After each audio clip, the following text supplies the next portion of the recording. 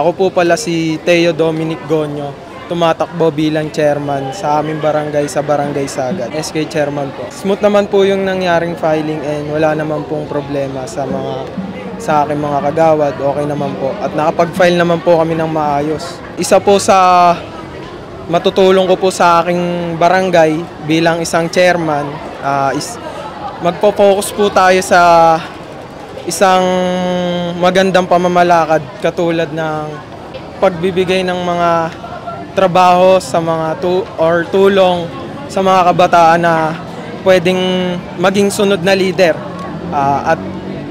At nais lang din po namin is mabago rin po yung mga sistemang dapat baguhin at mas pagandahin po namin ang aming barangay. Hindi lang po para sa mga kabataan, para rin po sa mga taong nandun.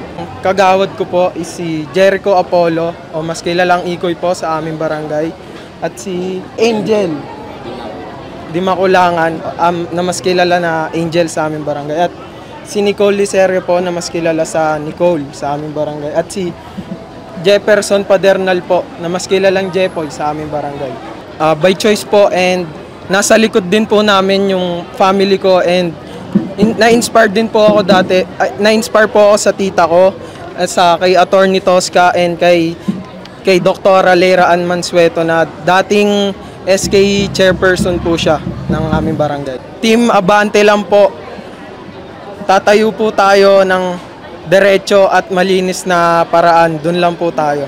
Pa-like and share na lang po yung Teo Dominic Dom Gonyo na makikita po sa Facebook. Pwede nyo po siyang i-search. And nandun po yung mga platform po natin.